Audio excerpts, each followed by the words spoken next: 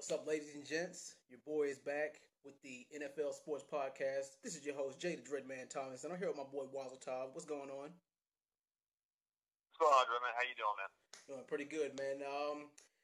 Let's just cut to the chase right quick. This past week in the NFL was like something out of the Twilight Zone. It was bizarro world. Now we're gonna try to keep it as least political and most about football as we possibly can here, but I mean, you can't ignore the fact that a lot of, like, the outcome of a lot of these games had to do with some things in the locker room. But yeah, Wazzle Top, what are your thoughts about that?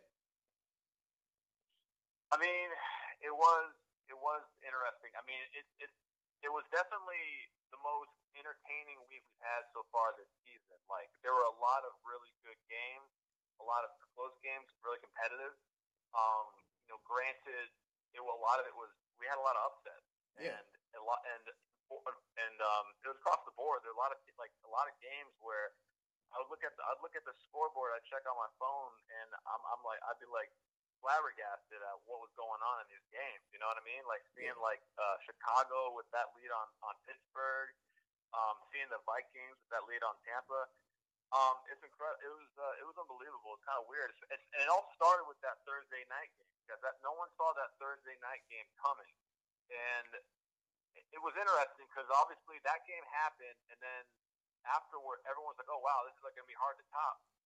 And then we had the president with those tweets, and then you just knew, like, oh my god, it was almost like everyone was waiting. Like, I want to say he tweeted that stuff on Friday, and then you're just waiting like a day. Like, everyone knew Sunday stuff was gonna go down. Like, all those players, I knew like things were gonna happen. It's just a matter of seeing like what teams were gonna do what. Who's gonna take a knee, who's gonna stand and salute the flag. It's very difficult to kind of comment on. I mean, it's kind of hard for me coming from my place. Yeah. I don't know. What are your thoughts? Well, I actually posted a video myself about this, about the players protesting on YouTube. That was I'm decided just to make a whole other topic because I didn't really want to stay on that too long.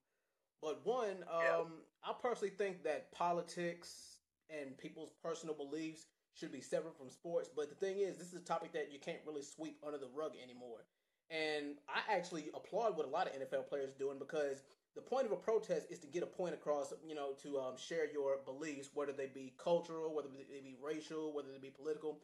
I mean, and the thing is, that's the point of American freedom, is that we all have a choice. The thing is, like 90% of the NFL decided to protest in their own way, and that was fine. And the thing is, none of these guys did anything wrong. They didn't do anything out of the way. They didn't do anything to hurt American culture. And last but not least, it was a nonviolent protest. And the thing is, everybody always says that, well, you can protest nonviolently, but then when they do it, they still complain. Oh no, you can protest like this. Someone takes a knee or decides to not stand or participate in the Pledge of Allegiance or not to take part in the national anthem, and then people are still upset. I can't name one person throughout this entire protest that got hurt, killed, stabbed, shot, or trampled, or anything of that nature. So I really do applaud what these guys are doing, and I think that in this regard, we're actually going to start to see some change. But that's pretty much all my thoughts on that. Yeah, I mean, you're right. We hear so much about the people that have an issue with these protests coming out, and they come up with the same excuses. I think it's disrespecting the flag, the military. And Kaepernick, for one, kind of clarified that it had nothing to do with the military. He felt like he felt like the country itself was disrespecting the military by not providing justice for everybody, equality for everybody. Right. That's what the military does. That's what they stand for. They protect everyone's rights, not just one group. And unfortunately, it's just missed on a lot of people. I'm like going on Facebook to see like comments all over the field. Just completely people get so enraged over people just simply doing nonviolent protests. When there's riots and there's some kind of property damage, but then on this other side where there's strictly just people like you know what I mean, or sitting down, it's like you can't please them. You can't please them either way. And then you saw what the Cowboys did. Oh yeah. The Cowboys they took a knee before the anthem. They took a knee, but then they stood back up. But during the knee they took, before the anthem was even being played, there were still people booing. So that just kind of exposed these people. These people are mad for no reason. They're mad for, they don't really care that it's disrespecting the anthem, quote unquote. They just don't like the people. Maybe it's the message behind it. Exactly, and that's what made this whole thing not even about the flag or the national anthem anymore. Now, this whole thing is being used to divide us, and that's what I don't like. No, yeah, I don't know. I mean, I'd be curious to see what if this continues. Do you think this continues in the next week? It very well might continue all through the next season until the point is across, because it's even spilled over into the NBA. Well, actually, NBA has actually been doing this before the NFL, because when I think it was Eric Garner who died, and the whole I can't breathe thing. A lot of NBA players were wearing those shirts, and when the NBA was last year or the year before last in 2015, they were wearing the "Hands Up, Don't Shoot" shirts, or they came out with. Well, they've been doing it. Yeah, exactly. They've been doing it. So yeah, I don't really see this anytime soon. Yeah, and I remember the Miami Heat wearing the hoodies for Trayvon. Yeah.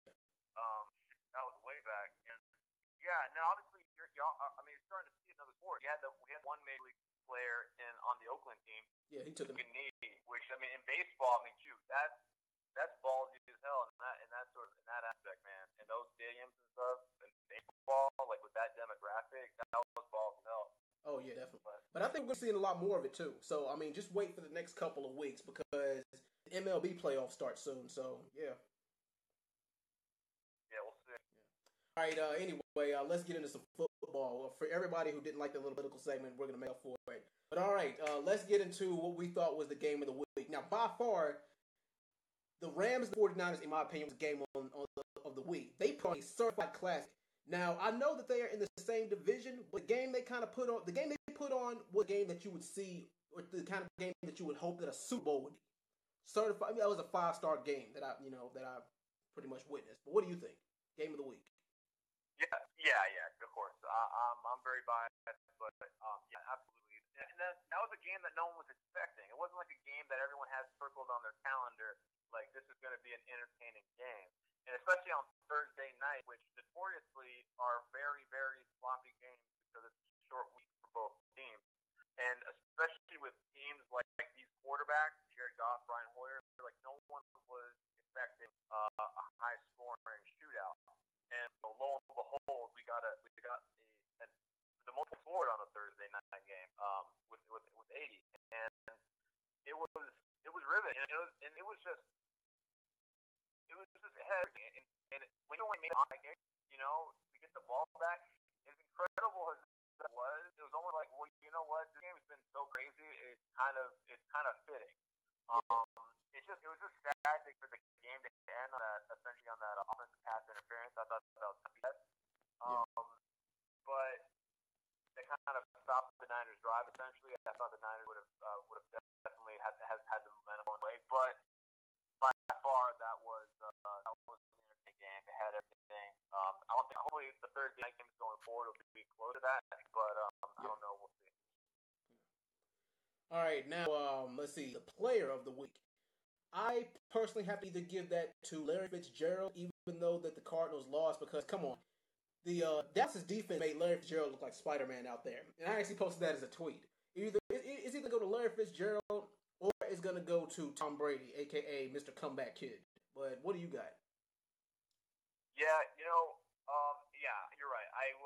Larry Fitz had some great plays last night, and that guy is just completely ageless. 14 years and you're still doing the damn thing. Yeah. I will favor Tom Brady because of the box score line, the team he was doing it against, and then how he was able to come back in that fashion, down. Because the Texans were giving them everything they had, and had the lead at various points in that game, and Brady was just refusing to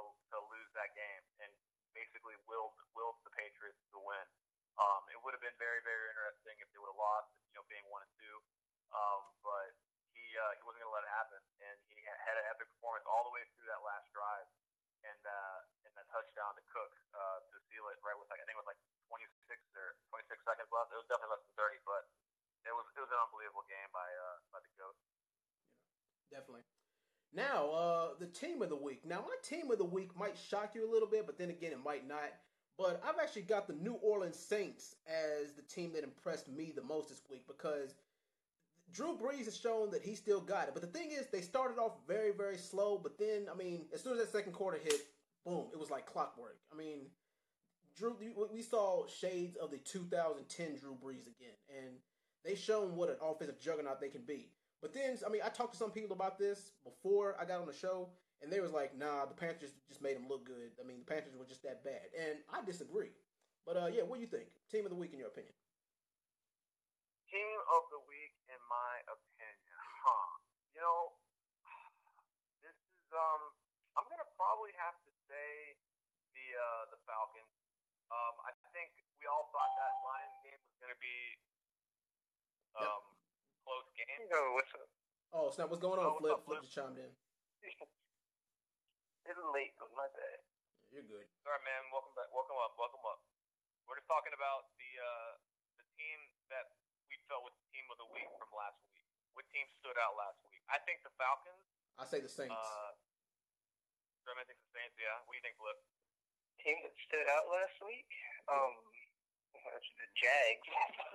Wow. We're gonna get into that in a second. We're gonna get into that in a second. No. That's the team that stood out to me. The Texans. Definitely the Texans. Because they fought. I understand why you say the Texans because the Texans fought their asses off. They fought tooth and nail because people expected them to get. I understand because people expected them to get blown out, me included. But they fought their asses off. Oh, definitely, and it was in Foxborough too. I really thought they were going to win. Yeah. Like if Brady didn't throw that, now I can't even call it a prayer because Brady. Yeah. But, man, that was a good game. All right, now, ladies and gentlemen, now for my favorite part, the choke of the week. Like I said, this week in the NFL was Bizarro World. Almost all the underdog teams pulled out some kind of a victory. Come on, look at. Just the Bengals were held to. The Bengals were only beat by the Packers by 3 points. That is amazing. And then you had that weirdo game between my team, the Pittsburgh Steelers, and the Chicago Bears. That was like the weirdest game ever. It's so much weird crap that happened in that game. I'm gonna tell you what it was. For me, I watched that game from start to finish, and for me, the beginning of the end was when Eli Rogers fumbled that punt at the beginning, and then it was all downhill from there because the Pittsburgh Steelers are a team based off momentum. They are a momentum-based team, and forgive me for this expression, but I don't think a car can go far if you take the wheels off the axle. So yeah, but as far as the team that choked the hardest, in my opinion, it's got to be the Oakland Raiders because they started off so damn strong.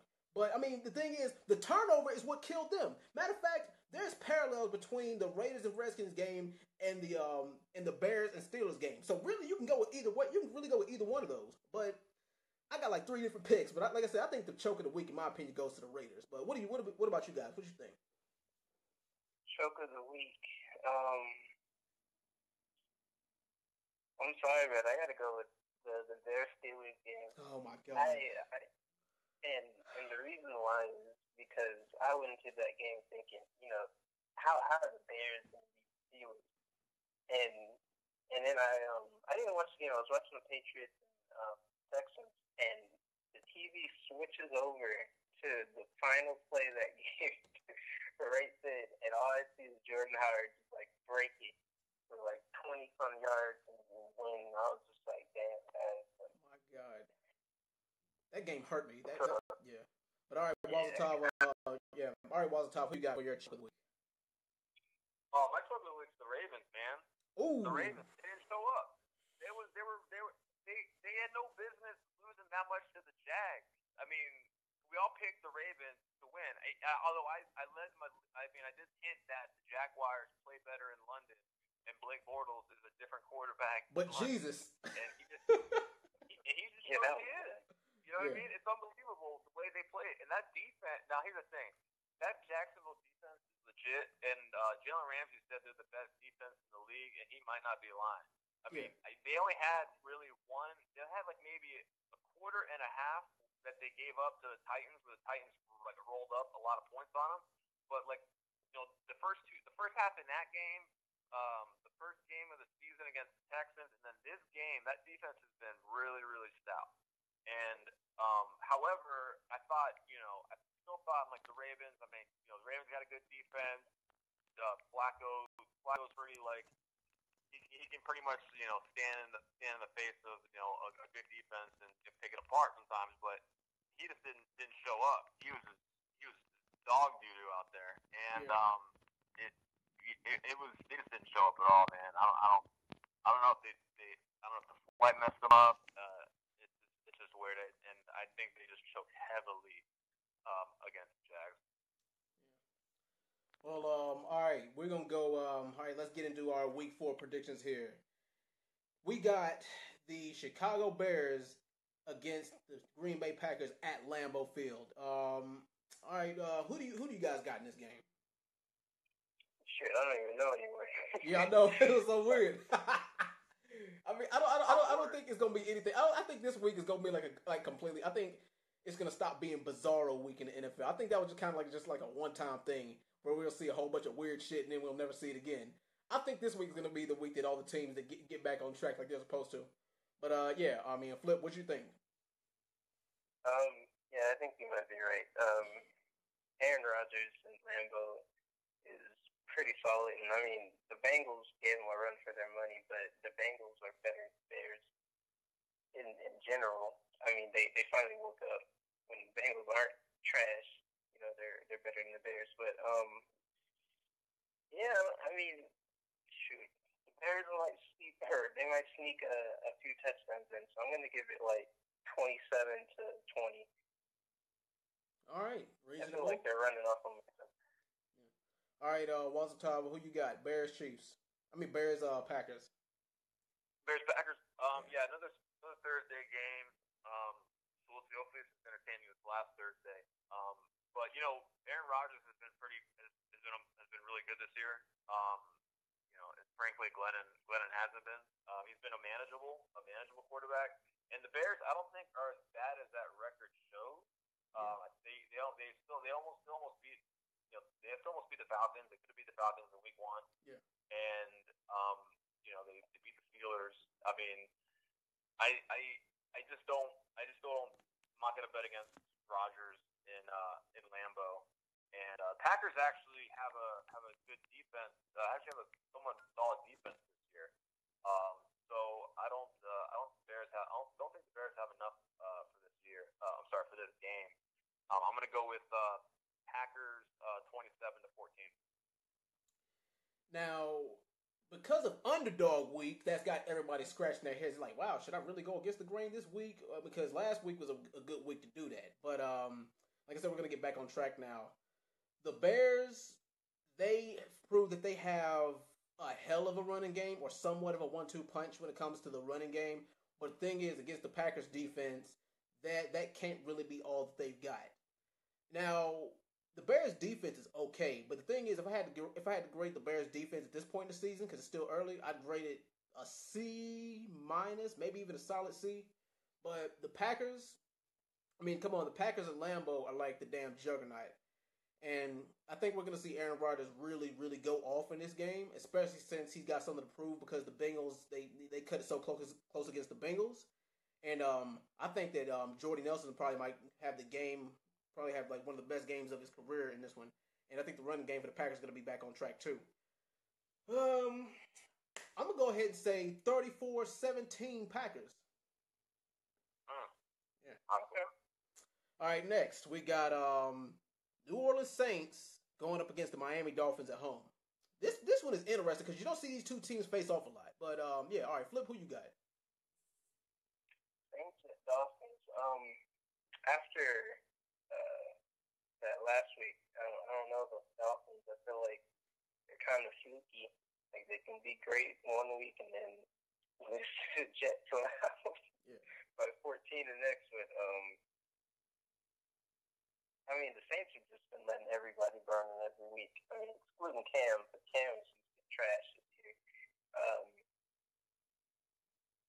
Oh man, I feel like it might end up being a shootout. I don't think anyone can stop Jarvis Landry in the slot. The Jai gets running, it's over for the Saints. But last week, Michael Thomas showed off. Oh yeah, definitely. Michael Thomas and Kobe Slinger.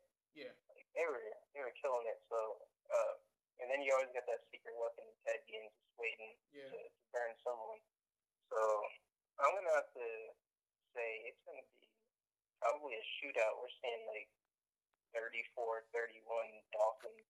Wow, you got that a high scoring game? Wow. Yeah. I mean, I ain't mad at that, but I don't see anyone playing defense right now. Yeah. Yeah, I mean, we're not gonna say that much defense, but yeah, all right. Wazzle Top, who you guys? Saints, Dolphins. Between the two teams, I think New Orleans has looked better. Miami, honestly, they look trash against the Jets, who I think the Jets, have the worst, like on paper, roster in the league. Yeah. Miami got lucky against the Chargers. I mean, Miami could be 0-2, but they're 1-1, and I think people are giving them a little more credit than they deserve. Right. Breeze had a really kind of efficient game. He only threw I think he was 20. Well, we've got a stat. He was 22 of 29, and just hasn't thrown a pick yet. He's been pretty solid this year. Yeah. You know what I mean? It's just they just got to figure out what they're doing with that run game.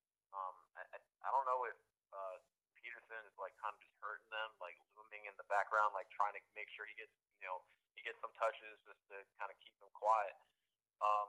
But other than that, I do favor Breeze more so than Jay Cutler. Yeah. This game's in Wembley, so who the hell knows? Because it's a London game, so who knows? I'm gonna lean the Saints. I like the Saints in this game. 27-23. All right then.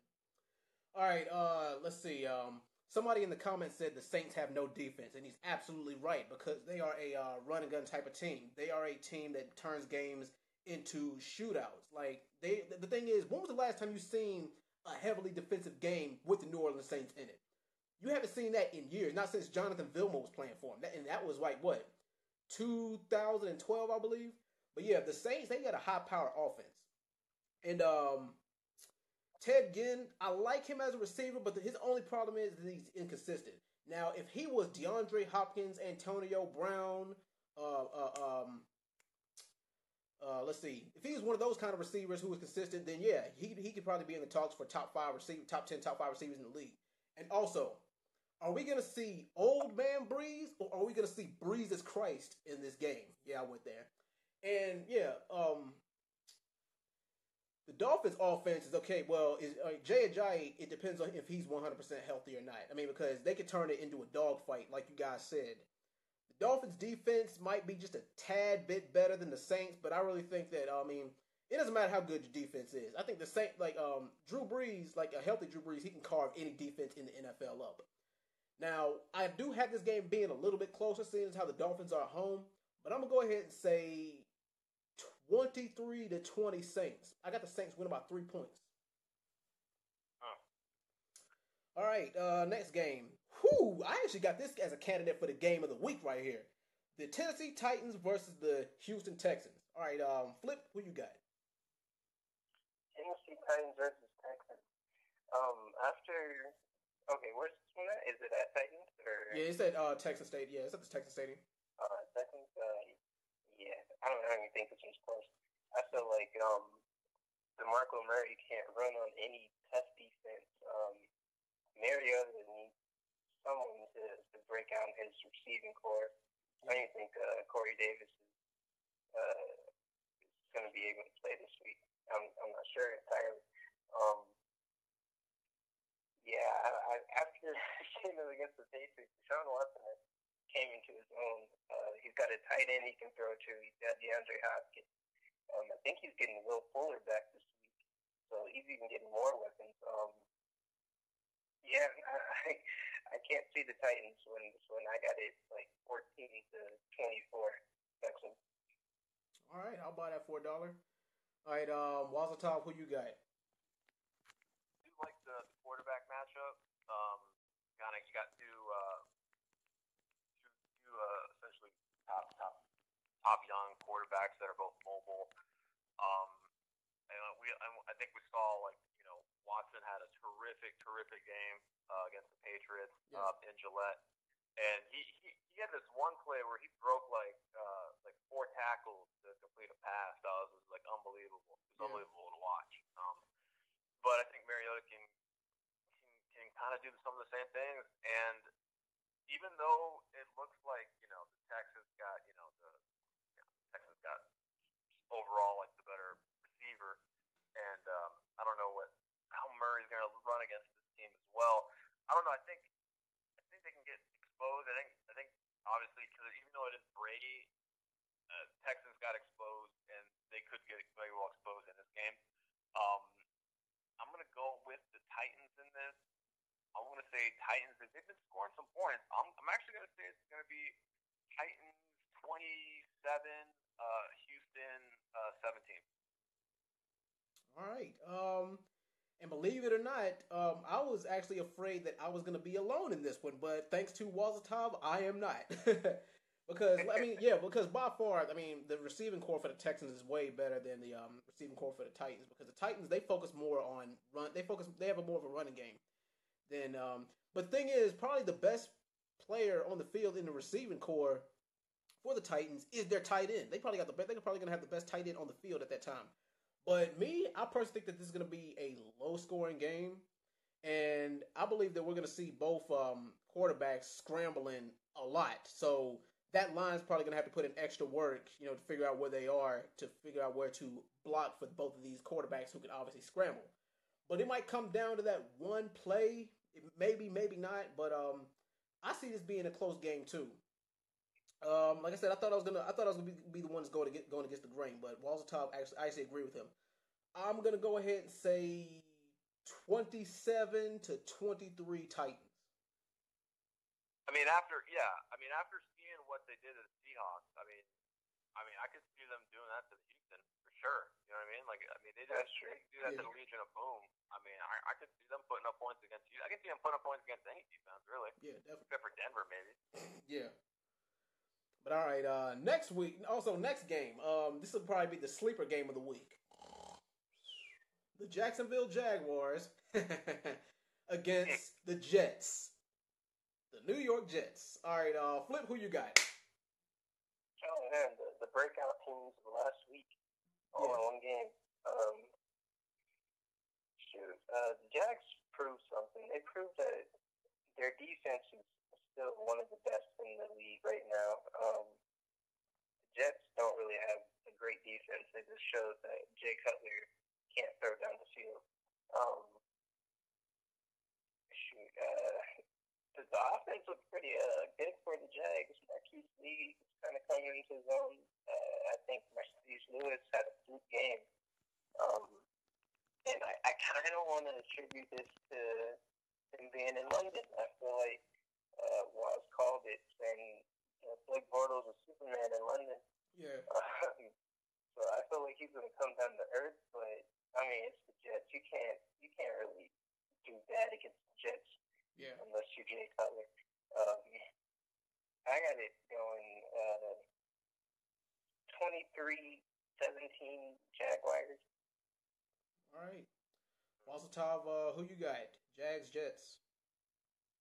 I think there's going to be everyone in Jacksonville is completely elated for the way they performed, but I think I think Bortles has bought himself about a week of grace in fandom, and I think come this Sunday it's going to start scaling back, and people are going to remember why they were cursing out Blake for the 2 weeks prior, and it's still gonna be a victory, but it's gonna be a more manageable game. He freaking what's his name? Mercedes Lewis, the tight end. He have himself a game out there, looking like a stud. But I think it's gonna all fall back. They're gonna resort back to the running game. Fournette's gonna get 25 plus carries. Um, you know, and they're gonna rely on the defense to just shut down McCown, and it's gonna be probably a low scoring game. I'm gonna say probably 17-10.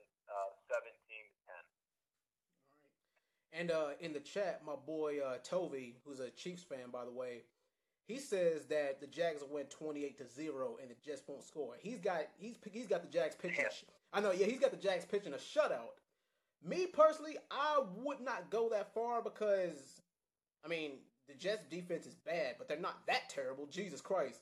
But the Jaguars, they did show something. They showed that they have a little bit of team chemistry, and I don't know if, I mean, regardless of whether the Jets are at home or not, I don't know if they can match what the Jags have on either side of the ball.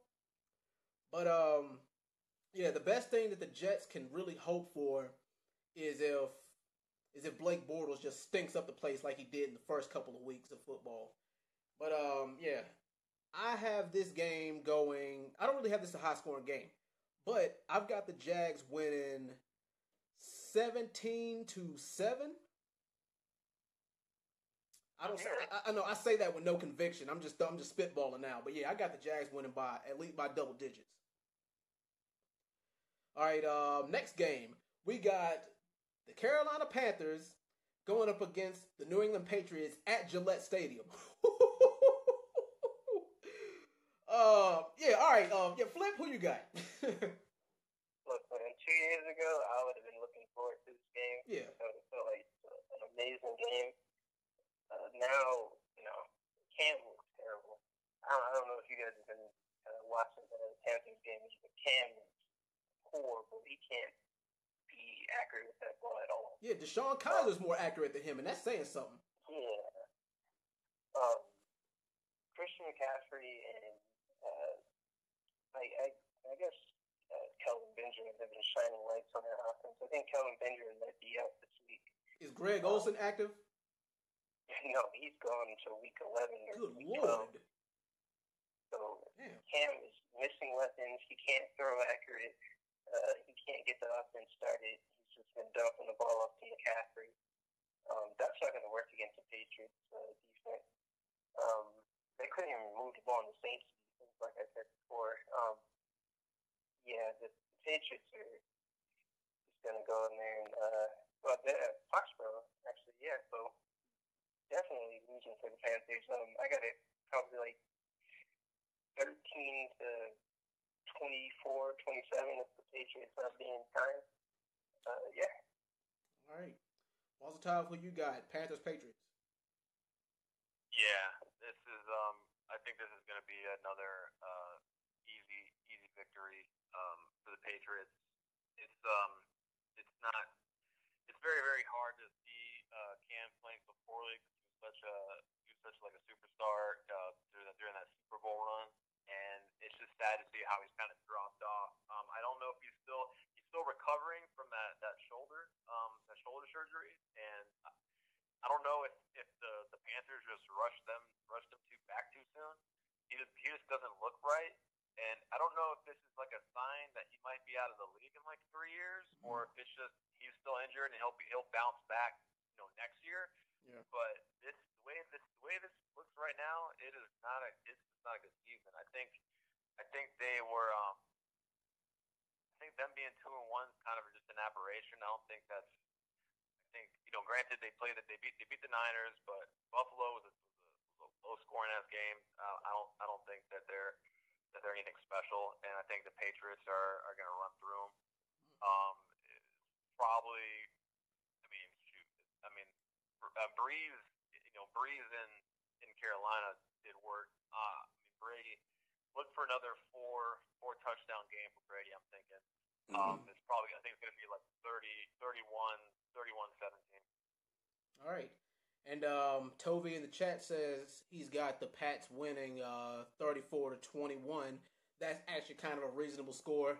But here's the key to victory right now for the Panthers. Cam Newton has to not be touched at all. If they want a shot, they can. His line better not let Cam Newton even get touched. If he gets sacked once, done deal. It is over. He throws one pick, it's over.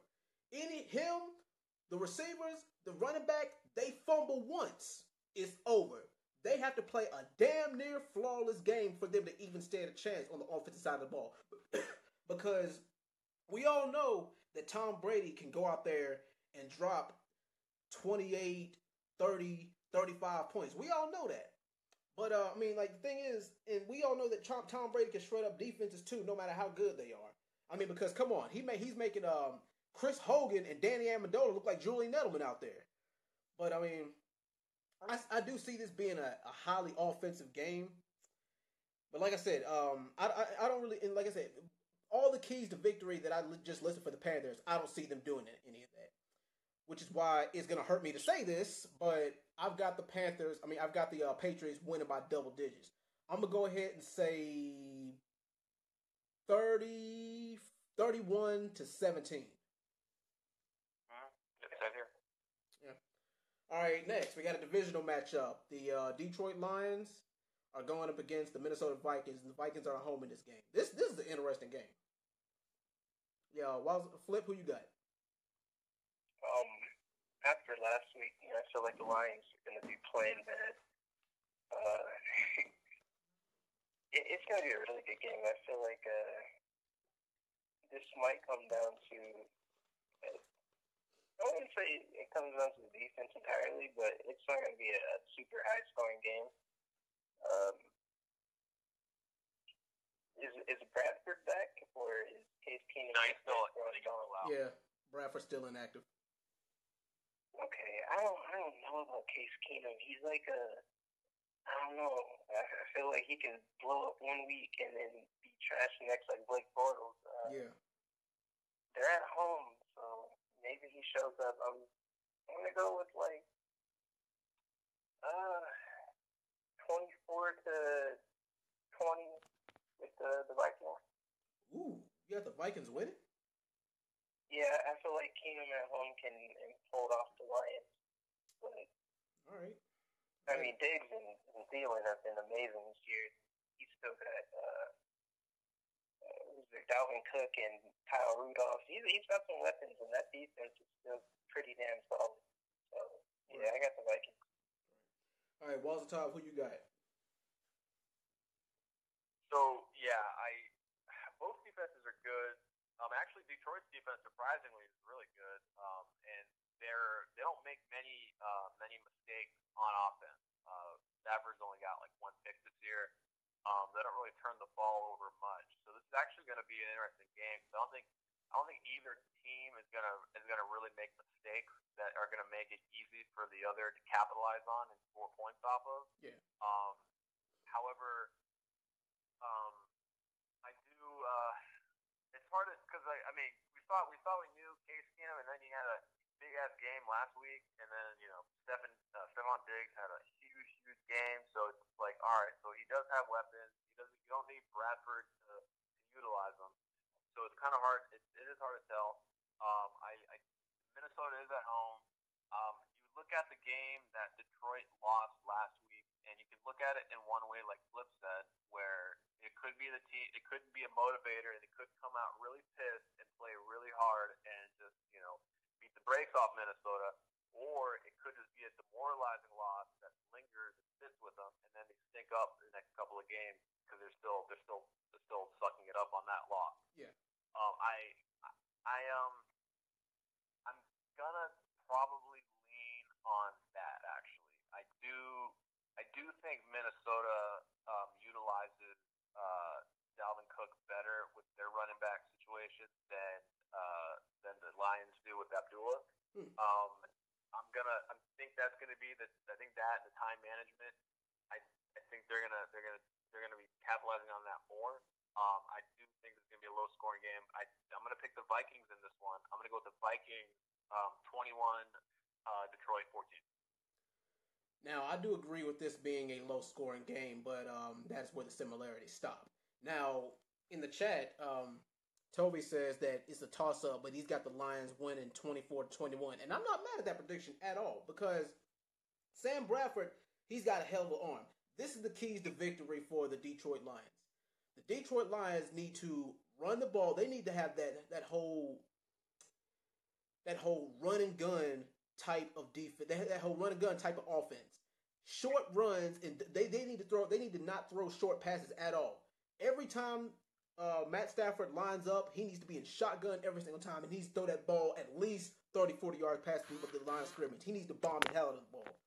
And the Vikings are pretty solid. I mean, as far as the thing is, they don't necessarily do any one thing wrong, especially when they're at home. But I mean, I'm not sold on Case Keenum. Case Keenum, he could choke up a game in a hurry. He can quick, fast, and in a hurry. And based off that, that's why I don't trust the Vikings in this game. I don't care if they are at home. Like I said, I got this a low-scoring game, but I've got the Detroit Lions winning 17-13. Yeah. Now, next game. Next game, the Buffalo Bills versus the Atlanta Falcons and at the Georgia Dome. All right, Flip, who you got? That Bills defense, man. Really? It's crazy. Really? That Bills defense. Man, but come on. This is Matt Ryan and the Georgia Dome we talking about. You can't come on. I mean, that Bills defense is crazy, man. I don't know. Defense is no joke. We said the same. I mean, the thing is, we said the same thing about the Packers defense. Look what happened to them. Yeah, that's true. Okay. I just made my case. But yeah, go ahead. Here's the thing. The Bills defense is nasty. But can they score? That's my point. They're going to keep them in it for like 2 quarters. And then the second half, they're going to come out here and the Falcons are going to just run up on them. Tyrod Taylor is not going to be able to do anything with the crowd screaming and the speaker system that they have built in, blowing air and all those horns. You know. So yeah, Bills defense got a hold of it for about I give them 2.5 quarters before they tire out, and then it's probably going to be like 27-13 Bills. All right. Or not Bills, Falcons. All right, Wazzle Top, what you got? Bills, Falcons. Yeah, so I like this matchup. You got a great defense. You got a terrific offense. So history usually tells us defense usually wins, but it's just there's not much on the Bills offense that I can talk myself into them carrying themselves to a victory in Atlanta.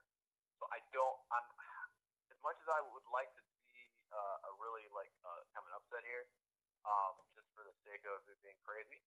I'm still going to lean on Atlanta. I think Buffalo's only chance at winning this game is to make this like a scrappy, low scoring game. They're obviously not going to win any sort of shootout with this team. Yeah. They don't have the weapons. I mean, you can always throw it to LaShawn McCoy and Charles Clay so many times, or Jordan Matthews. That's about it. The Falcons have got too much firepower. And if it's not Julio, it's not Sanu, it's not Gabriel. He's got that two-headed monster back there with Devontae and Kevin Coleman. So I just think that's too much. I'm gonna lean on the Falcons. I think Flip was right. I think Buffalo keeps it close for about a half, but Falcons pour it on later in the second. It's gonna be Falcons 24, Buffalo 17. And I'm reading the chat right now, and Toby with the upset. He's got the Bills winning 31-28. Whoo! 31 points. That's I know. That's I said the same thing. That's bold as hell. But I played my case for the Falcons and the Bills. Matt Ryan. At the Georgia Dome, he just shreds. He shreds defenses up. I don't care how good they are. Now, the Bills, you guys make some interesting points as to why the Bills could potentially be in this game or make it closer than what it's supposed to be. But I'm looking at the Vegas odds right now, and right now the Falcons are favored by 8 points over the Bills. And like I said, I don't like Tyrod Taylor. He gets happy feet. The thing is, like, he can throw the ball down the field. He's got a hell of an arm, but he has an accuracy problem. And the thing is, he gets rid of the ball so fast because he's afraid to get hit. What quarterback isn't? But yeah, he throws the ball so quick because he's afraid to get hit that a lot of the receivers don't really have time to get set, and that's why he gets sacked a lot of times. It has a horrible pass percentage completion. Um, like I said, we all know what the Falcons can do, and the Falcons' defense is not to be slept on either. But I just see the Falcons, you know, I see it being close during the first half, but I see the Falcons just completely just turning up on the Buffalo Bills. I've got the Falcons winning. I'm gonna say 34-10 over the Bills. 34 points. That's disrespectful, man. Yeah, 30. Oh, yes, I'm giving it to the Falcons. 34-10 over the Bills. All right, next game. Oh my God. We've got the Pittsburgh Steelers against the Baltimore Ravens. Now, before I start, now I gotta ask you guys a question. After what we saw these teams go through last week, and both of them being 2-1, this being a divisional game, and this is at the Ravens Stadium, by the way. Who needs this win more? Okay, I think the Steelers need this win more. Oh, really? I mean, after that ass whooping that the Ravens took last week, you don't think they needed more? Oh God, I think. Go ahead, Bush. Yeah, I think the Steelers needed one. Like Ross said. I mean, the Ravens started off 2-0 strong, but I mean, we kind of saw that it wasn't like they were dominating these games. It was more like the defense was clicking for some odd reason, and then you kind of realized that when I had a feeling when they started announcing like every injury for the Ravens during that Jags game, I had a feeling that it was going to go pretty south. And I mean, the Ravens, they need this game because that O-line is terrible. The defense is injured like hell. But the Steelers, their team is healthy, the healthiest can be from last I checked. So them losing to the Bears with a fully healthy team, they definitely need this win. The Ravens have excuses. But you got to notice. But the thing is, every time that the Steelers lose, the thing is, all the players are healthy and the coaching is okay. But the thing is, they do nothing wrong. Well, I'm not going to say they don't do anything wrong. But what kills the Steelers is turnovers and penalties. That right there is the number one determining factor of the Steelers games. And the thing is, like I said earlier, the Steelers are a team that's based off momentum. Like, if they get the train rolling, if they strike early, they don't. I mean, the thing is, they don't choke a lot either. As in, they don't really give up a lot of games that they're leading. So, I mean, with that in mind, like that's kind of what's going to have to happen for the Steelers to win. But the Ravens, like I said, after that ass whooping last week, I think they're going to be pissed off because of what happened. I mean, and like I said, they're at home, so that's going to give them somewhat of an advantage. And we all know that, I mean, the Ravens and Steelers is probably one of the biggest rivalries in the NFL. In the games between them, they're usually not that high scoring, but we all know that they are pretty defensive and they are all knocked down and drag out kind of games. It gets ugly, it gets bloody sometimes, it gets brutal, and it gets really hard hitting. And the thing is, the Steelers have all the potential in the world. It's just that they make mistakes when it matters the most. I can't believe I am going to say this. My head says Ravens, but my heart says Steelers because I am a fan of the Steelers. But we always struggle when we're against the Ravens when the Ravens are at home. I'm going to be rooting for the Steelers. Don't get me wrong. But I'm going to go ahead and give this to the Ravens 14-10. God, that was hard to say. I need to watch. I'm going to hold my water bottle right now. I need to wash the taste out of my mouth for saying that shit. Look, man, your heart is speaking right. I'm telling you that right now. That Ravens team is in shambles. I think they just lost another O-lineman. They can barely hold Joe Flacco up as it is right now. Terrence West is dealing with, I don't even know what it is. It's like he's got like tissue that's soft or something. It's a weird injury. Yeah. Buck Allen is like the only shining light in that running game. I don't know who they have at receiver because Macklin and Wallace are on the missing list. Benjamin Watson is kind of like their Dennis hitter, but he's not. That defense is on IR, basically. Yeah. This is a game for the Steelers. This is like a free win. I think a lot of people are going to mistake it for, it's a divisional game, the rivalry. They're going to be neck and neck. It's going to be close. I got the Steelers winning at 28-10. Wow. All right. Wazatov, who you got? Yeah. So earlier you asked the question, I guess which team needs this more, and I look at it as which team between the two has Super Bowl aspirations beginning of the season, like legitimate, like which team is a legitimate contender, and that's the Steelers. I mean, no one expects the Ravens to do anything this year in the playoffs, but the Steelers are the team where you look at their roster, you're like, this team could beat New England, in the AFC Championship. So I think you can't lose to the Ravens, especially after blowing that game, in Chicago. Like Flip said, I mean, I do still. These games are always tough as balls. Like, I mean, there's gonna be guys like bleeding, after the end of the first quarter. It's gonna be ridiculous. Yeah. But it's I like the Steelers. I like the Steelers in this game. I don't. The Baltimore Ravens just look like trash. I mean, so if Blake Bortles can do that, granted it's in London, but if Blake can do that to the Ravens, they got exposed. Like I would like to think that Ben Roethlisberger can mimic some of that. Yeah. And duplicate some of that. Because if you think about it, they're actually the same kind of quarterback. Yeah. Yeah, both big guys. Yeah. Ben's like a lot harder to take down. Oh, but yeah. Yeah, I know what you mean.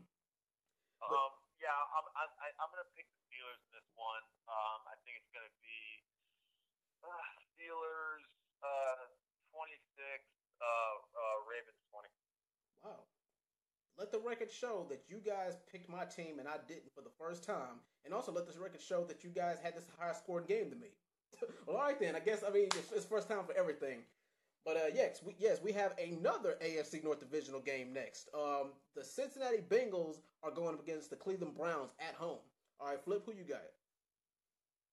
Okay, my sources close to me are saying that a young man by the name of Josh Gordon might be back this week. Oh, wow! And if that's true, I don't know, man. I don't care who it is. Josh Gordon's putting up like 150 yards on him. Oh, hell yeah. Nobody gets higher than him. Was that a bad joke? I was going to ask you if Flip's sources was Josh Gordon's lead man. Yeah. I think him, Martavis Bryant, I think that him and Martavis Bryant have the same weed man. I don't know. Oh, my goodness. They have a weed man, and it's Ricky Williams. Lord. Yeah. I'm not going to lie. The weed man is for everybody. I mean, you got Le'Veon, Garrett Blount, Josh Gordon. Everybody's got the same weed man in the NFL. Yeah. But, yeah, man. I don't know, man. The Bengals are weird. They're fluky, but their defense is finally coming into play. They get Von Hilsberg back this week. I mean, if Josh Gordon plays, it could be interesting, but I doubt he's going to play. Yeah. It is Browns. Browns are playing at home. The Browns are at home in this game. They might have a little bit of juice. So I'll give it like 21-17 Bengals. All right. What's the time? Josh Who you Gordon got? plays 45-20. Wow. Wait, what was that?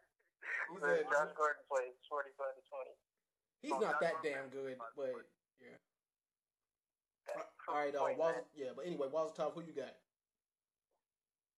So I think it's safe to say that whatever team loses this game is eliminated from the playoffs. Is that Pretty right? much, yeah. Pretty much, like 0-4 in the AFC North. Yeah. So, yeah, the Bengals surprised me last week against the Packers. I wasn't expecting that. And granted, Aaron Rodgers, did what Aaron Rodgers does and pulls out the victory. I liked how tough they played, considering that stinker of a game they played the week before. Yeah.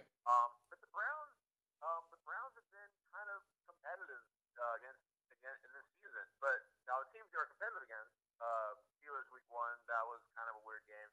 And then the Colts. So the Colts game they could have came out and won. I don't like anyone on either team. This game is like, yeah. I don't want to watch this game. I just want to look at the box score in this game. Yeah, this is a sleeper game. I don't even like AJ Green on this team. AJ Green is going wasting away. I wish they would just trade him. You know what I mean? Like, AJ's kind of like in a mellow situation with the Knicks, not to be on another sport. But they've got to move AJ Green. Like, let him thrive somewhere where he can be of use, because this squad's not it. I'm gonna pick Cincinnati in this game. Mm-hmm. Even though they're on the road, and I do like, again, I'm going with the road teams here in the AFC North matchups. Yeah. But I'm gonna rock with the Bengals in this game. I'm gonna rock with them 23-16. All right. And in the chat, Toby says he's got the Bengals 24-21. I'm not mad at that. But yeah, to piggyback off of what you guys said, the Bengals put up a fight at Lambeau Field against the Green Bay Packers, and they're going up against the Browns at home.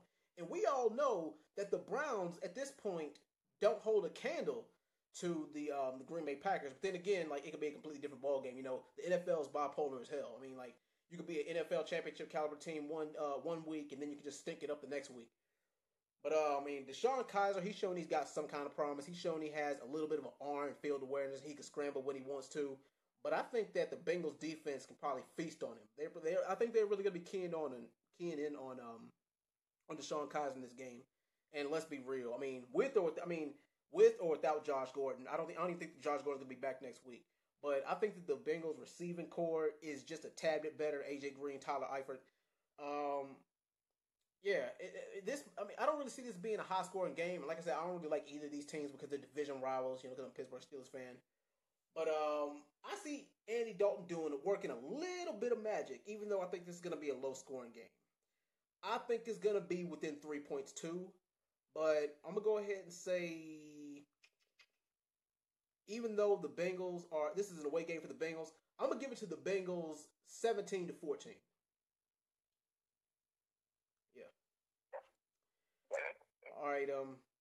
All right, next game.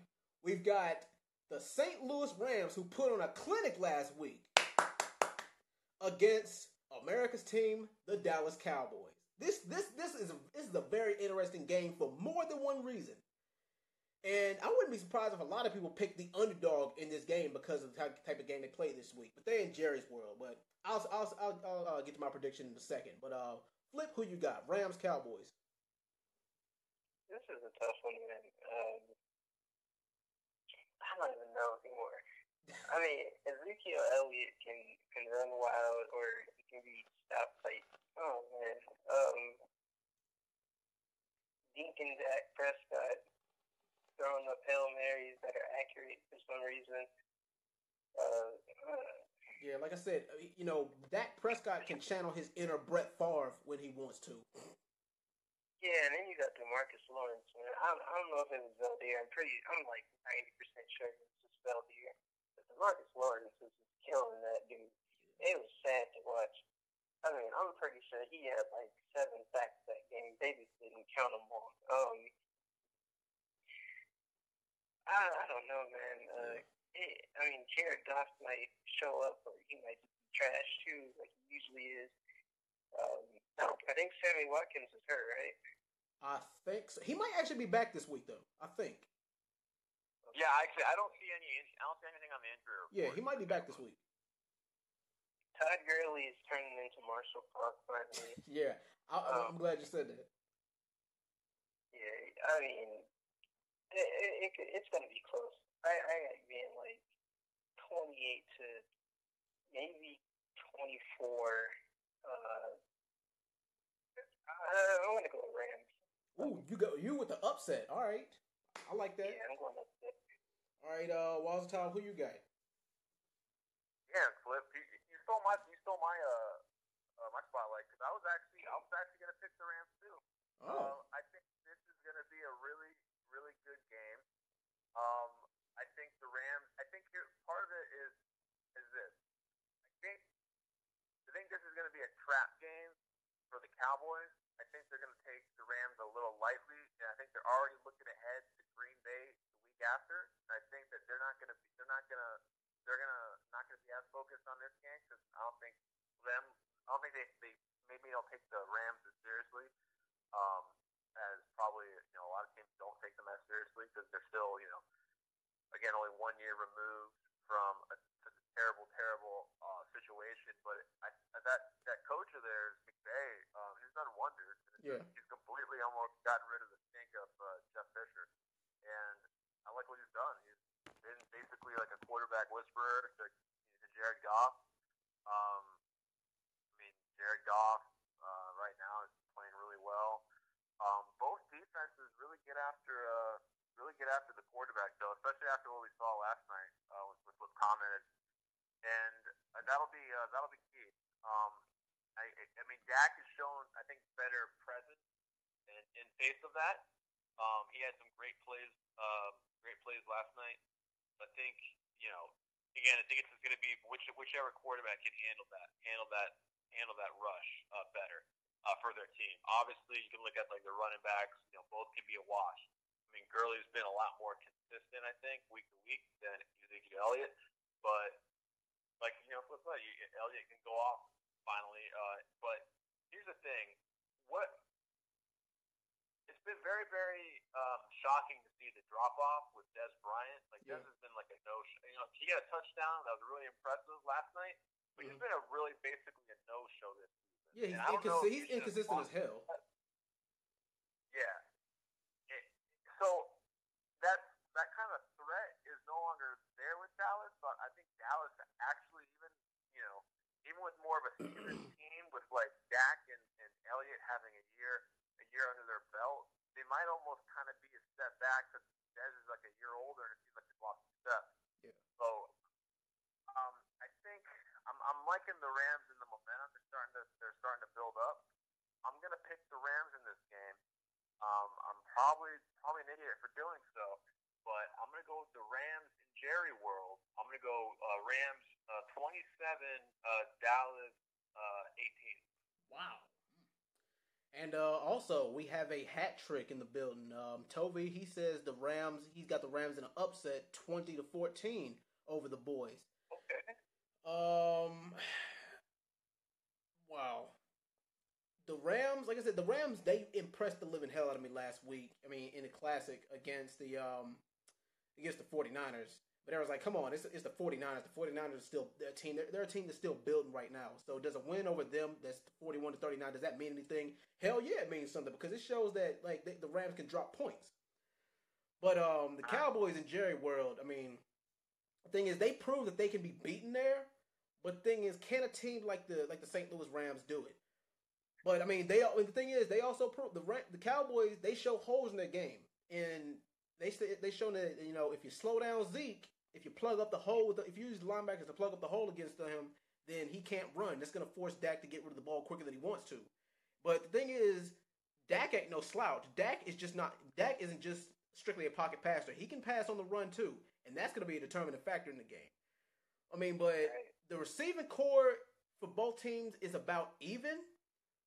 So, I mean, the thing is, it's going to really strictly come down to the running game for both teams. The running game is actually pretty good. I mean, the thing is, if you ask me who I think is better between Todd Gurley and Ezekiel Elliott, this year, I would actually probably say that Todd Gurley might be just a little bit better. But, I mean, I see this being a very, very close game. And it might come down to turnovers and penalties, as much as I hate to say it. And if in that regard, you might have to favor the Cowboys in that regard. But overall, for my pick, I'm going to kick myself for saying this. But I've got the Dallas Cowboys 28-24 over the Rams. Whew. Yeah, like I said, I might kick myself for that later, but yeah. That's all right. You're their favorite team. They're favored by a touchdown right now, so you're not going against the grain so much. Yeah, but like I said, my head says Cowboys, my heart says Rams, but I'm just gonna I'm gonna play it safe on this one. In Cowboys and Jerry World by 7 points, or not by 4 points. All right, next up we got the Philadelphia Eagles, a sleeper team, versus the Chargers. Whew. Wow. This one I'm kind of stumped by because it depends on which Eagles we see. We already know what the Chargers can do. I mean, Phillip Rivers, but he's starting to get on in years. He really is starting to get up there in age. But he did show that, he has that last gasp effort in the fourth quarter. Now, whether the receivers step up or not is a completely different story. But Flip, who you got in this game? Eagles, Chargers, and yet the Chargers are at home. Look, man, there's no such thing as a home game for the Chargers. StubHub Stadium is like, no. Man. I was looking at those crowds. They're empty or they're full of Dolphins and Chiefs fans. It's kind of sad to watch. It's like a second home game for the Wicked. Yeah. I want to root for the Sam Darnold sweepstakes. But like, do you see Carson Wentz just going the fuck off in this game? Do you see him just losing his mind? That's the thing. I feel like that Eagles front seven is dangerous. I really feel like that the Eagles front seven might be a problem for the first three quarters. The thing is, like, against the Chiefs, I can understand it. The Chiefs are solid, and they know the Chargers team because they play them twice a year. The Dolphins game, we should have won that. The Broncos game was close. So I'm going. I guess, like you said, you're going against your brain, your logic, and you're going with your heart. So I'm going with my heart on this one. I got the Chargers winning it, 24-20. I feel like Carson Wentz is going to show up, but I mean the Eagles have been looking terrible. Doug Peterson's making terrible play calls, like he did. I think it was like 4th and 8 on the Giants, and he went for it. So yeah, I bet you they wish they hadn't gotten rid of Andy Reid now. Yeah, they definitely wish they didn't. Phillip, I feel like no one's in the secondary to stop him this time. He can actually throw the ball and not get picked off. So he's throwing it up to Travis Benjamin. I haven't seen anyone on that team stop it. Keenan now and Melvin's playing, and Melvin's been looking good. He ran all over the Chiefs before he got injured. Yeah. I got the Chargers in this one, man. I ain't mad at Even that. though they're gonna screw it up. Like I said, I'm actually not mad at you for picking the Chargers. I mean, I can see why. But like I said, you're going with your head. You're going with your heart instead of your head in this one. But all right. While the time, who you got? Eagles, Chargers. All right. So, I mean, I was watching a lot of that, the Chargers Chiefs game, and it was just like that defense and the Chargers kept them in it for as long as they could, even despite all the mistakes that Phillip was making.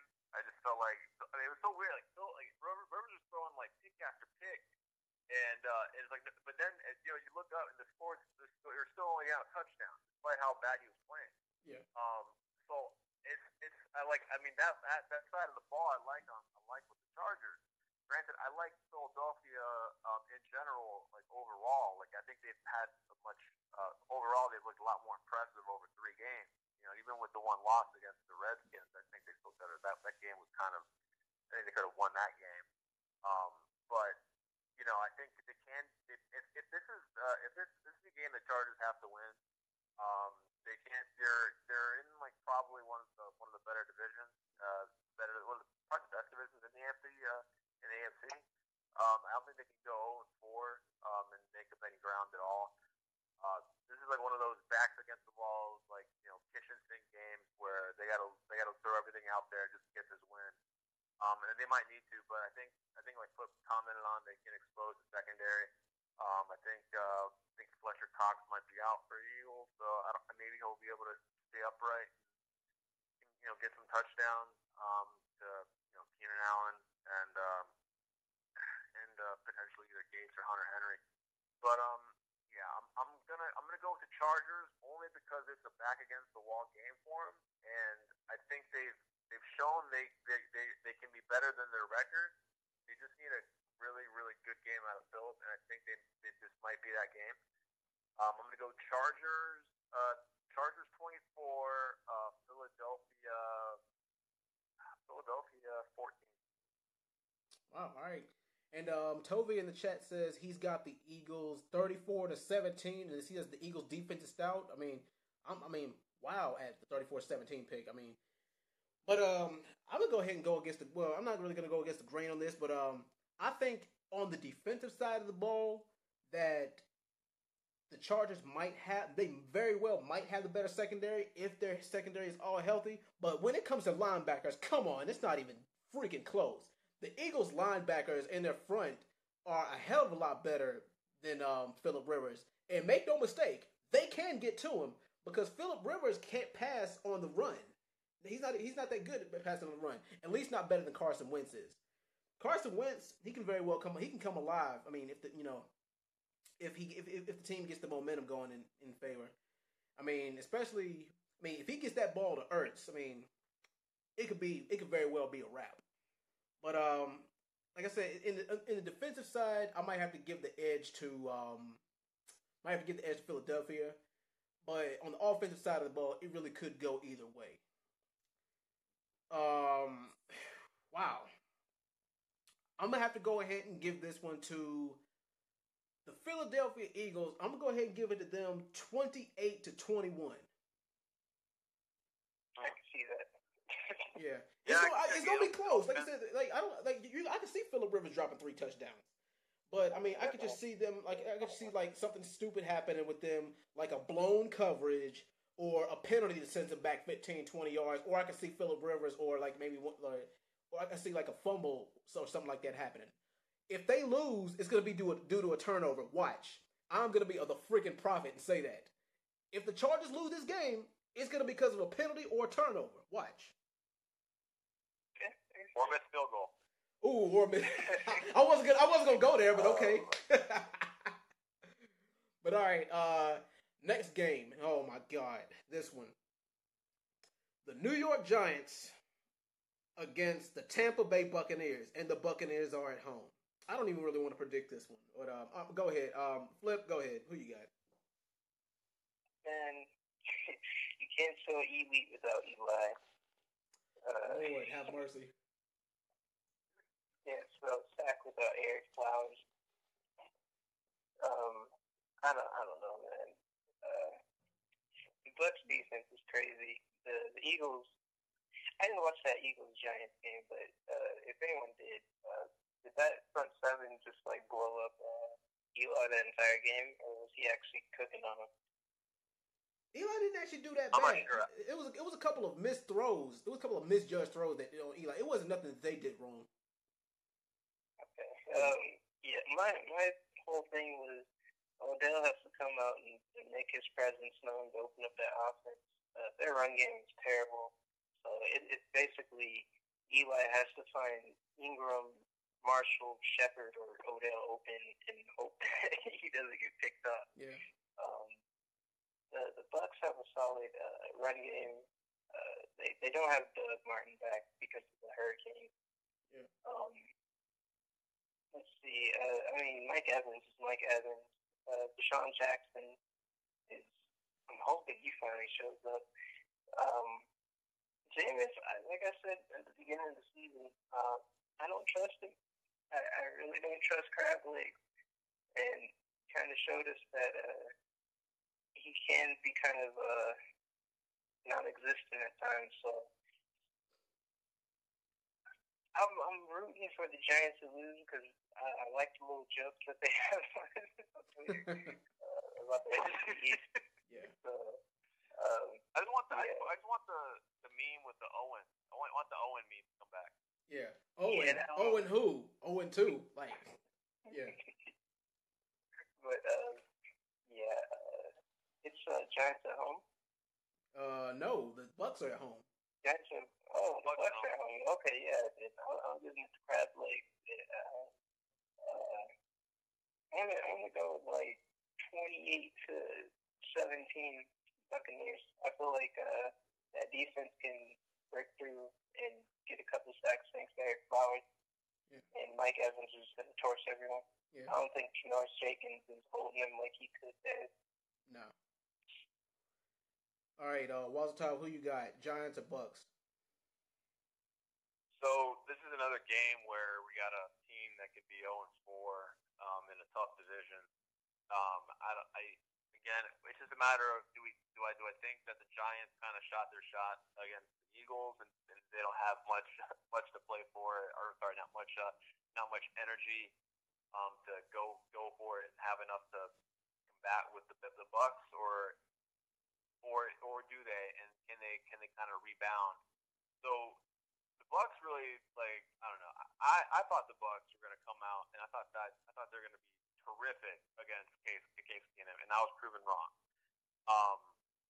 It was kind of an aberration. I had high hopes seeing how they performed against the Bears, and then for them to kind of lay that stinker against Case Keenum, it was kind of shocking.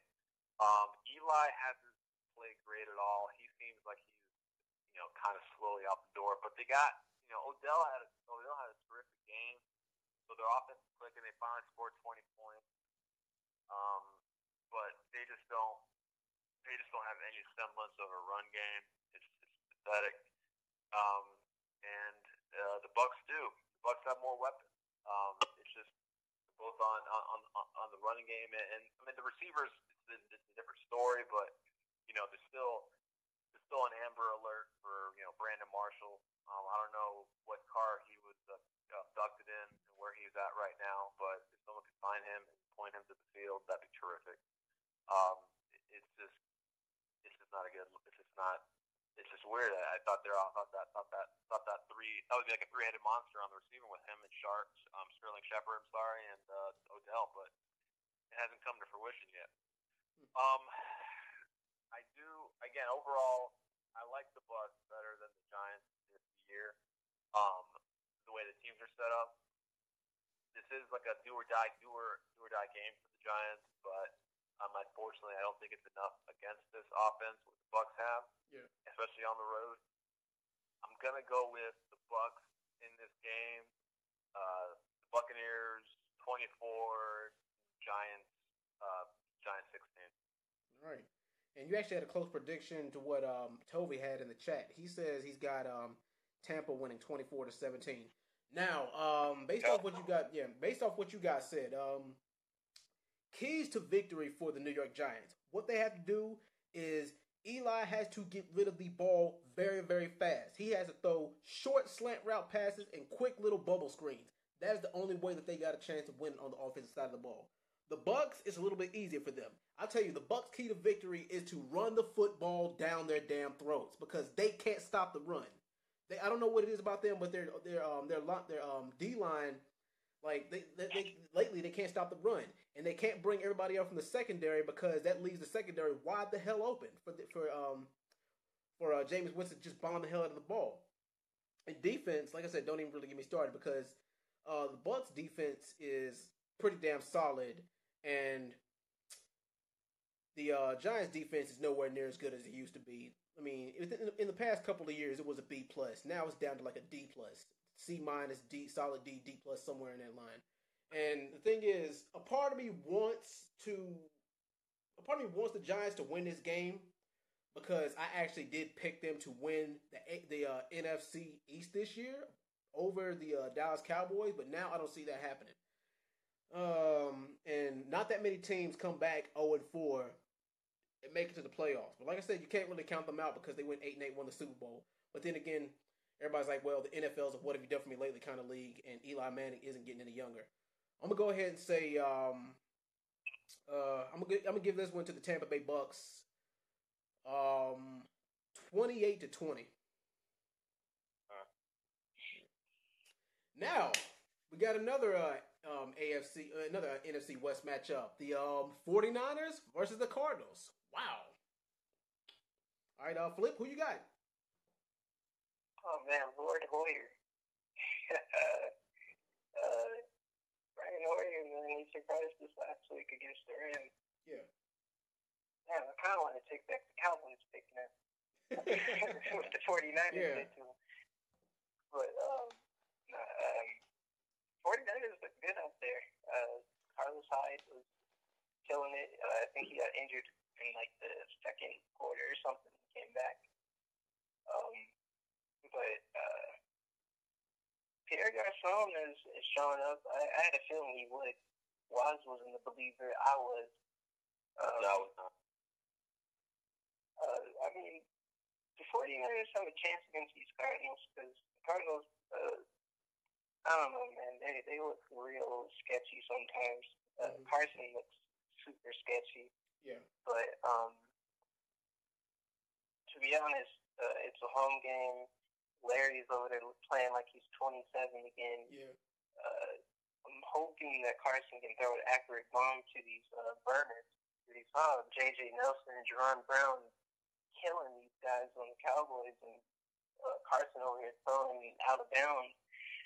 That was frustrating to watch. Yeah, exactly. It's like they got the receiving core, and the guys can get open. It's just Carson Palmer. Yeah, it's terrible to watch. It's like I don't know, man. They might have to bench Carson. He put a couple of good drives last night, though. Oh yeah. Drive. Yeah. Like he had a couple of good drives where it was like, okay, I mean, as long as he's upright, like he can complete some of those passes. But it's just hit or miss. That's true too. DeMarcus Lawrence is causing him so many problems. But I'm pretty sure the 49ers have some guys in their O-line that can kill them if they'll do it too. So it might be the same thing. It might be a low-scoring game. I got the Cardinals winning like 20-14, but I mean the 49ers could upset them this game. Yeah. Well, all right. I mean, I can see why, but all right. Wazatov, who you got? So I don't think either of these teams are as bad as their record says. I think both of them have kind of performed okay, or have performed better than their record indicates during the course of the 3 games so far. I mean, the Niners have really only had like one bad game in week 1. The Cardinals, they had a close game with the Lions. They had a sloppy game, even though it was a victory against the Colts. And and then that Cowboys game was close for 3 quarters. But the thing is, the Niners can't really sack the quarterback. They only got like 3 sacks on the season. I was checking. It feels like they can't get to anybody, even though I had such high hopes for this D line with a bunch of first rounders on it and the young linebacker core. I was kind of hoping that they would kind of start showing some fruit, like so it would start playing well. It's just we still have some injuries. Reuben Foster is still inactive. Right now, Eric Reed's out. So he got himself injured in the Seattle game. I think that'll be key. I think Carson can throw on us.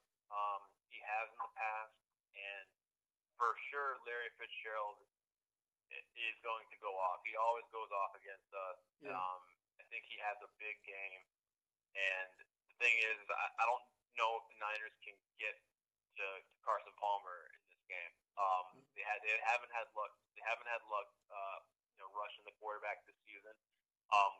And I don't know if that's going to change against Palmer. So I'm going to lean on the Cardinals here, as much as I don't like to pick against my Niners, but it's just isn't their year.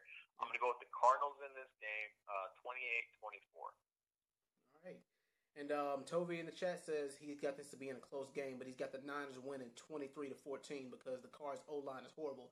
Now, to say something about the Cards' O-line, yes, their O-line is subpar, but the thing is, if Carson Palmer can get the ball out quick enough, accurately, then it doesn't matter how bad their O-line is. And the thing is, I like the 49ers. I really do. I like the potential that they got, and I like all the weapons that they could have, especially if given the time to work. Because the coaching is pretty damn decent. The coaching is better than what a lot of people are giving it credit for. The only problem with the 49ers is that they can't close the door. They can't seal the deal when they can potentially win the game. It seems like every time they're within 6 points, whether they're down 6 points or up 3, if it's a close game, you can bet your ass they're going to find a way to throw it away. And the thing is, that's something they need to really do. That's something they really need to work on. But back to the Cardinals. The Cardinals, like I said, they've got weapons. It's just Carson Palmer needs to find a better way to get them the ball, because we all know that Larry Fitzgerald, he can go the hell off whenever the hell he wants to. The man, I mean, he makes defenses, he makes secondaries look stupid. But I actually have this being a close game too. I got the 49ers putting up a hell of a fight, but I'm gonna go ahead and say Cardinals 31-24. I'm saying that just strictly based off the fact that the Cardinals are home in this game. If it was an away game, it'll be a different story. But all right, up next, and this probably could be the game of the week too. It's another it's an AFC West divisional matchup. The 49ers versus the Denver Broncos, and the Broncos are at home in this one. This is a very interesting game, especially because of what happened last week. Last week's upset with the Raiders losing to the Redskins. Now, is he going to come? Is Derek Carr going to come out and play? Is he going to play like a pissed off Hornet, or is their morale going to be hurt from losing to the Redskins? But all right, Flip, what do you think? I would say it's going to be close. I feel like Amari Cooper can get shut out so easily. Michael Crabtree is not an elite receiver. He's just got Amari Cooper on the other side. Jared Cook might get some extra targets this week. Marshawn coming back to Oakland was like this, amazing story. Everyone was kind of hyped for it, but he's been kind of non-existent this season. Their defense is terrible. It's not terrible, but it gives up a lot of points. I feel like Trevor Siemian can expose their defense, and Derek Carr is not. If he was struggling against Josh Norman, the no-fly zone is going to kill him. Yeah. It's as simple as that. Akeem Talib, Chris Harris, and Roby. Yeah. Yeah, and they got Brandon Marshall. I don't know. The better is the Brandon Marshalls now. And we've all seen that Von Miller, he can get to Derek Carr. Everybody knows that. Oh, definitely. Yeah. Von Miller can get to anybody in here. And it's in Denver, so Derek Carr and all those receivers are going to be huffing and puffing. Mm-hmm. I got it being probably like maybe like 27-10. Oh. Yeah, 27-10 game for the Broncos. All right. I see. All right, Walter, who you got? So, I like Denver's defense. Clearly, obviously, I think the best, probably the best defense in the league right now. We did see Trevor Siemian kind of exposed last week against the Bills after having such a great week 1 and week 2. But I think he'll rebound in this game. I think it'll be kind of similar to what Cousins was able to do against the Raiders on Sunday night. It's going to be kind of like a manageable game for him. But just giving it heavy doses of C.J. Anderson. Yeah. I don't see Derek Carr having a great game against the secondary you guys mentioned, all the aforementioned players. Mm. It's going to be probably a game where it's going to be a game where they're going to have a lead. They're going to have that lead in the first half, and then they're just going to try to sit on it and not make Trevor do too much. So I think it's going to be like probably like a 20-23 to 13 game. All right. Denver. Yeah, Denver. All right. We got all right. Before I give my prediction, Toby in the chat says he's got the Broncos easily winning 30-23, but he says because he's a Chiefs fan, he hopes it ends in a tie. But all right. Me personally, this is the game where we find out what Derek Carr is really made of. Is he the real deal or is not? Because he's got the weapons. He's got the line protecting him. He doesn't really get sacked too much, but I think if anybody can sack them, then it's the linebackers for the Denver Broncos. In the secondary, the Raiders secondary is okay, but come on, ain't nobody stop. I mean, they have the Broncos probably got the hardest secondary in the league besides the Legion of Boom. Those are the only ones. And the thing is, both teams can really drop points. They can put up points, but I think that at this point, it's going to come down to the running game. And if you ask me, the Broncos right now have a slightly better running game than the Raiders do. Marshawn Lynch. But the thing is, Marshawn Lynch. They're a different kind of running back because Denver's running back is he's a speed back and he's an elusive back. But Marshawn Lynch, he runs through you. He's a power back. But the thing is, Broncos running back, he takes a lot of. He doesn't let his body take any punishment. He doesn't take a hit unless he has to. And the receiving core, I think the Broncos probably have just a little bit of a better receiving core right now too. Demaryius and Julius Thomas and Emmanuel Sanders, and then on the Raiders you got Amari Cooper, you got Michael Crabtree. So 3 beat 2 every time. Last time I checked, 3 was more than 2. But overall, like I said, the Broncos, they got home field advantage in this game. So I've got the Broncos winning 31-24. Yeah, 31-24 Broncos. I'm hoping it's a high scoring game because I got a more Raiders on fantasy. You think you're high scoring? You think the Raiders can put up 24 in Denver? That's a hard one. I hope so. I need Amari Cooper to get about 2 touchdowns. Yeah. Oh boy. Yeah. Good luck, buddy.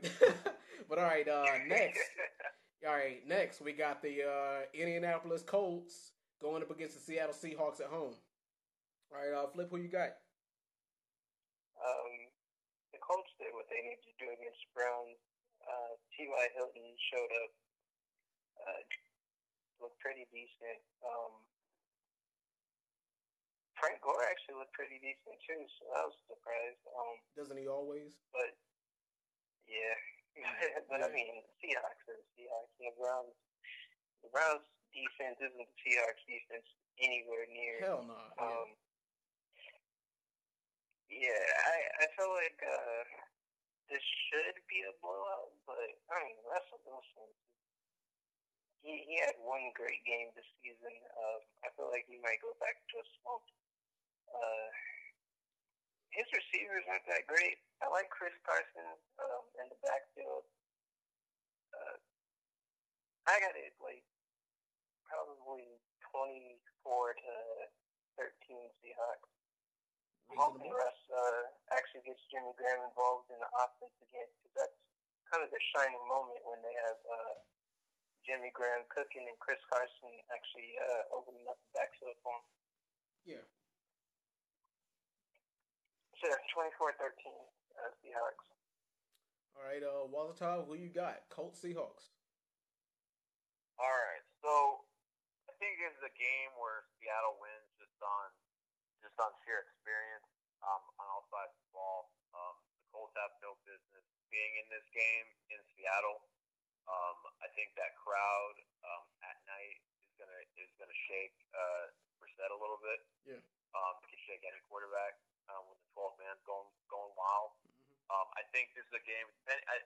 Doug Baldwin, I think his status is up in the air, so I think this might be like a heavy game where they lean heavily on Carson, and probably maybe they get Jimmy Graham involved, like we'll flip it alluding to. And then Russell Wilson, probably scrambles and runs for 5 or 10 yards here to pick up first downs, and they just manage and win the game. I think it's going to be probably a game where they don't do too much. They just want to get a simple win. I think the home field advantage really kind of shakes up the Colts. I think it's going to be 24-7 Seattle.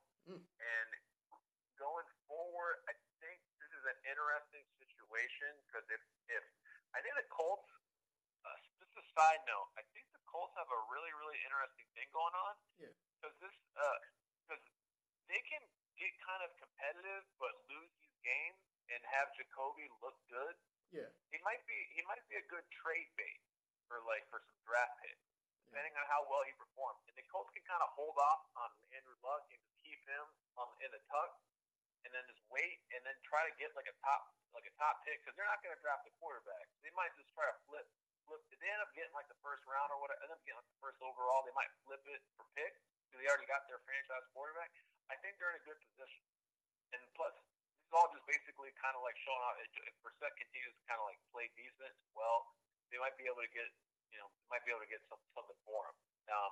Meanwhile, they can just kind of keep Andrew Luck just resting. So keep that as a side note, just as an interesting storyline going forward this season. Yeah, and I'm actually glad you mentioned that. I'll elaborate on it in a second. But Tovey has the Seahawks winning 19-3.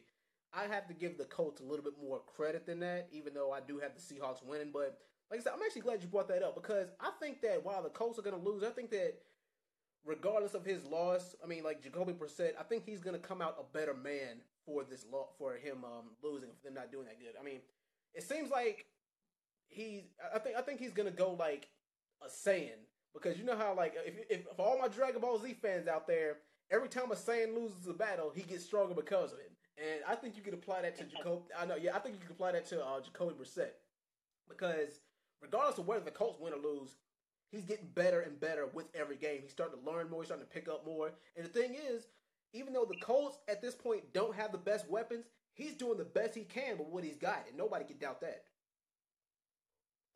But but as far as the Seahawks, I mean, the thing is, I mean, you can't sleep on that 12th man. I mean, that Seahawks crowd is a whole different animal, and the team, like the defense for the Colts could potentially shut them out or hold them under a touchdown. So I can kind of see where Tovey said that when he said 19-3, but I'm gonna give it a little more credit than that. But Russell Wilson, I think this is going to be a game where he really does get it together. We're going to see playoff type Russell Wilson early in the season. And the running game, I think the running game is going to come alive too. So overall, I'm going to give it to the Seahawks over the Colts, 24-10. Okay. Yeah. All right, now, last game. We got both Indian/Native American teams. The Washington Redskins are going up against the Kansas City Chiefs. The Kansas City Chiefs are at home in this game. Now, with the upset that the Redskins pulled last week, but then again, I mean, the Redskins were at home, so I don't really know if you can really give them full credit for that win. I mean, you can if you want to, because the Raiders are considered a top-notch and top-caliber team. I mean, but come on, it's the Kansas City Chiefs. I mean, come on, the Chiefs running back is looking like a damn world beater, and come on, he's just a rookie, and and Toby in the chat, like I said, he's a Chiefs fan. He says he's got the Chiefs winning 999,999 to 0. I wouldn't go that far, but yeah, I mean the Chiefs right now they're like a well-oiled machine at Arrowhead Stadium, and the thing is, I don't really think that Kirk Cousins is gonna. I don't think he can stack up to that. So. And believe it or not, I think it's gonna come down to vintage Kirk Cousins and him throwing it away at the very last minute. I think there might be some crazy crap happens with a fumble or interception or something like that happens with them. So I'm gonna go ahead and give it to the Kansas City Chiefs. I'm gonna give it to them 35-21. Oh damn! Toby damn near guessed my prediction. He said 34-21. I'll say 35-21. But yeah. Anyway, Flip, who you got? I'm going against the grain on this one, and it's for a reason. I feel like this is going to be a battle of the running back, and to be honest, that the Chiefs' offense is. How can I put this? The Chiefs' offense isn't that great until you put Kareem Hunt in it. If you don't have Kareem Hunt break out this year, I got them probably being like 1-2. Kelsey has non-existent games. Tyreek Hill is a burner with nobody else to really open up that middle field for him. But that's where Kareem Hunt comes in. He opens up the backfield and makes them stack the box. So it all depends on if Josh Norman can hold Tyreek Hill, if Kareem Hunt can be stopped, which hasn't been seen yet. Yeah. And Kirk Cousins gets Terrell Pryor involved in the offense, and Chris Thompson continues this odd freaking nature streak he's got going, where he gets like some random like catch for about 60 yards each game, where he runs it for like 40 yards out of nowhere on like 6 carries, and like he just opens up that offense for him. So yeah, I gotta be in the battle of the running backs, and I'm gonna edge it to the not the Chiefs, the Redskins this week. I'm edging it to them like 23-20. Wow, Redskins with like, the upset. All right. I feel like Kareem Hunt's getting stopped this week for some reason. I feel like Josh Norman and all those dudes are running wild. They're on hype right now after stopping Amari Cooper and Crabtree after they were talking all that mess. Yeah. I feel like they have AFC West teams numbered. All right. I see you with the upset, but all right. What's the top? Who you got? So I think, I'm surprised. I do appreciate. I wanted to kind of touch. I was going to go kind of where Flip was going. Mm-hmm. So like if you took away Kareem Hunt from this team, from the Kansas City Chiefs, this would be like a really like a toss-up game. Like if you look at it, like because Kareem Hunt is the X factor. Yeah. You can look at like if I was to tell you like if you take away Kareem Hunt and I was to ask you like who would have the better game, like Kirk Cousins or Alex Smith, you know what I mean? Like it can kind of be a toss-up because granted, Kirk Cousins has very little weapons now with obviously doesn't have Deshaun Jackson or Gerson anymore. Just basically has Crowder, who hasn't really been a number one receiver at all this season. But that Thompson, he's something special too. Obviously he's not icing games like Hunt is left and right. Like every game, like I swear Kareem Hunt has like a 50-yard plus play in the fourth quarter to steal it to kind of like ice it. And but Chris Thompson, like I said, what Flip was commenting on, he catches like a swing pass and it breaks it for huge plays. The only thing is like I just like Kansas City has been just a better team this year. They've beaten better competition. I like their skill position players, a little bit better. Washington right now they're relying on basically rejuvenated Vernon Davis until Jordan Reed comes back. Yeah. And I don't know if Chris Thompson is gonna be able to carry a full workload with I guess their other running back Kareem maybe being out. So we'll see. But I'm not gonna go against Kansas City this early in the season yet, with showing how they played, especially at home. Alex Smith's been playing really, really well. Yeah. I'm gonna go with Kansas City in this game, 28-18. All right. And kind of to bring up before we sign off here, kind of to bring up a point what you guys said. When it comes to the quarterback game, here's the thing, and this a lot of people kind of overlook this. The thing is, Kirk Cousins throws games, but Alex Smith, he doesn't. Every time the Chiefs lose, it's not really Alex Smith's fault. It has something to do with the defense. If the Redskins lose a game, we all know whose fault it is. Kirk Cousins.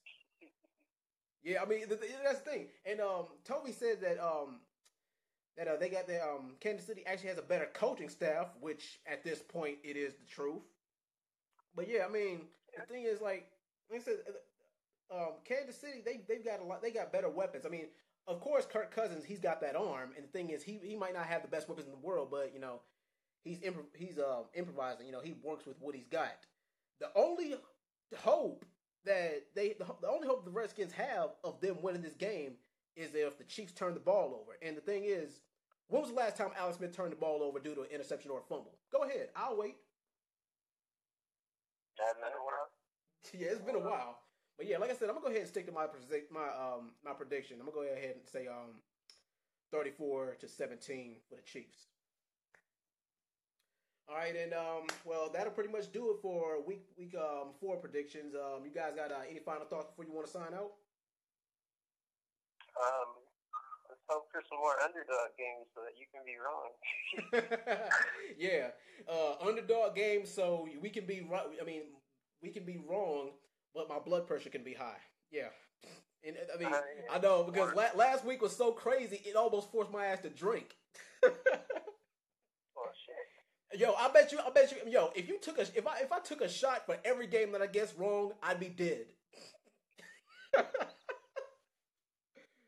Oh, Well, goodness. we really should keep an eye. Like we should keep like a record of our picks. Yeah. And just run it back, and then we can kind of evaluate how we did it. Yeah. Sometimes I forget. Some picks stand out of my mind, but kind of gloss. I mean, I especially with the scores and stuff, being how close we can kind of get. Yeah. Maybe we could do that next week. Yeah, that's fine. And like I said, I got all the videos uploaded and everything on YouTube. From week 1 to now. So yeah. But anyway, that's week 4 prediction for the DreadMan Sports Podcast. I'm your host, TheDreadMan, and this has been my boys Flip and Wazatov, and we will see you guys next week. Take it easy, everyone. All right, good night, guys. See you.